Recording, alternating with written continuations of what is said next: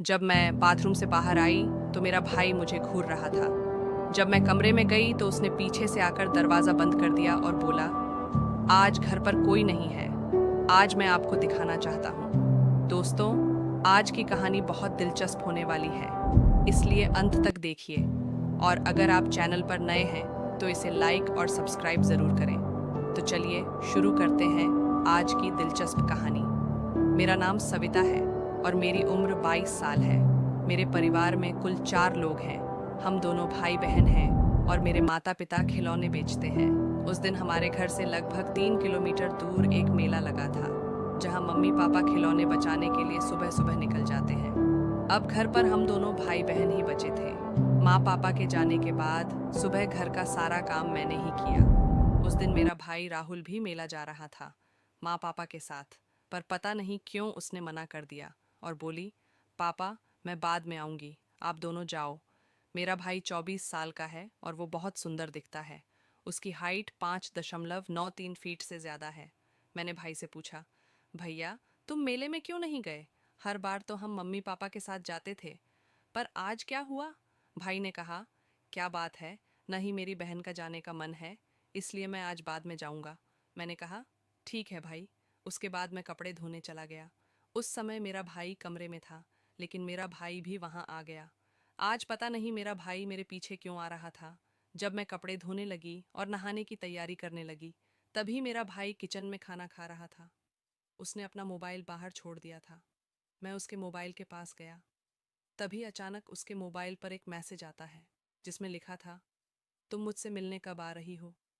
आज मैं घर पर अकेली हूँ, आ जाओ मेरी जान। जब मैंने ये मैसेज पढ़ा तो मैं हैरान रह गई। मैं सोच भी नहीं सकती थी कि मेरा भाई मुझसे छुप कर ये सब कर रहा था। मैंने अपने भाई का मोबाइल उठाया और फिर मोबाइल उसके पास ले गया। मैंने अपने भाई को ये सब बताया। तभी मेरा भाई मुस्कुराया और बोला, वो बहन, मैंने तुम्हें बताया नहीं था कि मेरी एक गर्लफ्रेंड है। मुझे पता था कि मेरा भाई उस लड़की से मिलने ज़रूर जाएगा, इसलिए मैंने बाइक की चाबी छिपा दी थी। उसके बाद मैं अपने कमरे में चली गई, लेकिन मेरा भाई भी मेरे पीछे पीछे आ रहा था। मेरे कमरे में आते ही उसने पीछे से दरवाज़ा बंद कर दिया और कहने लगा, बाइक की चाबी कहाँ है? आज तुम्हें दिखानी है। वो धीरे धीरे मेरे पास आने लगा। मैंने तौलिया लपेटा हुआ था, इसलिए मैं कुछ नहीं कर पाई। और फिर मेरा भाई मेरे कमरे की चाबी लेने लगा। मैंने ब्या से कहा, ब्या, मुझे पता है। कहाँ जा रही हो? उस लड़की से मिलने जा रही हो ना? जाओ, मैं मम्मी पापा को बता दूंगी। पर तभी मेरा भाई कहने लगा, नहीं दीदी, ऐसा मत करना, मम्मी पापा को घर पर मत बताना। मिलने के बाद मैं तुम्हें एक सरप्राइज दूंगा। मैंने ब्या से पूछा, कैसा सरप्राइज? ब्या कहने लगी, ऐसा सरप्राइज जो तुम्हें जिंदगी में पहली बार मिलेगा। मैं बार बार ब्या से पूछता रहा, पर वो कहने लगी कि तुम्हें सरप्राइज मिलेगा तभी पता चलेगा। मैंने कहा, ठीक है, लेकिन अगर नहीं दोगे तो बता दूंगा। ब्याह ने भी हाँ कर दी। मैंने अपना काम कर दिया। उसके बाद मैं अपने काम में लग गया और मेरा भाई बाइक की चाबी लेकर उस लड़की से मिलने चला गया। शाम के 6:30 हो गए थे, लेकिन ब्याह कहीं दिखाई नहीं दे रही थी। मेरे मम्मी पापा भी आ गए थे। हम सब बस ब्याह का इंतज़ार कर रहे थे। पापा ने मुझसे पूछा कि ब्याह कहाँ गई है, लेकिन मैंने उसे कुछ नहीं बताया। मैंने उसे बताया कि मैं मेले जा रहा हूँ, लेकिन मुझे अभी भी नहीं पता कि वह कहाँ है। अगर मैंने पापा को सच बता दिया होता तो शायद भाई मुझे सरप्राइज ना देता, इसलिए मैंने मम्मी पापा को कुछ नहीं बताया। उसके बाद हमने खाना खाया और सो गए, लेकिन मेरी माँ ने ब्याह का इंतज़ार करते हुए खाना भी नहीं खाया। मैंने कहा, माँ चिंता मत करो, ब्याह को कुछ नहीं होगा, वो जल्द ही आ जाएगा, तुम खाओ। लेकिन मेरी माँ ने नहीं खाया और फिर मेरी माँ भूखी ही सो गई। जब रात के करीब 10 बज रहे थे, हम दरवाज़ा बंद करके सो गए। उस समय मेरे मम्मी पापा दोनों गहरी नींद में सो रहे थे, सिर्फ मैं ही जाग रहा था। तभी अचानक दरवाजे पर दस्तक हुई। पहले तो मैं डर गया कि इतनी रात को कौन आ गया होगा, लेकिन तभी मुझे ब्याह की याद आई कि शायद वो ब्याह ही थी, इसलिए मैं धीरे से दरवाज़ा खोलने गया। दरवाज़ा खोला तो ब्याह मेरे सामने थी। ब्याह ऐसे लग रहा था मानो बहुत थका हुआ हो और बहुत मेहनत की हो। मैंने ब्याह से पूछा, तुम इतनी थकी हुई क्यों लग रही हो? इतनी थकी हुई क्यों लग रही हो? पर तभी मेरी ब्याह कहने लगी, नहीं दीदी, मैं ठीक हूँ, चलो अब चलते हैं, कहते हुए ब्या अंदर आती है और सीधे सो जाओ।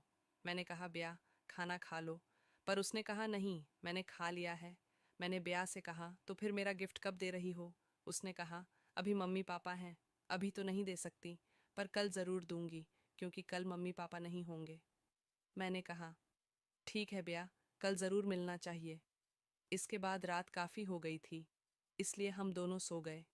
सुबह हुई तो मम्मी पापा ब्या को डांट रहे थे और पूछ रहे थे तुम कहाँ थीं, हमें तुम्हारी बहुत चिंता हो रही थी। लेकिन तभी ब्या मम्मी पापा से झूठ बोल देता है कि वह अपने दोस्त के साथ मेले में था।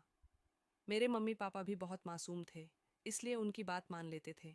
जैसे पहले दिन मम्मी पापा मेले में खिलौने बेचने जाते थे और हम दोनों घर पर अकेले रहते हैं।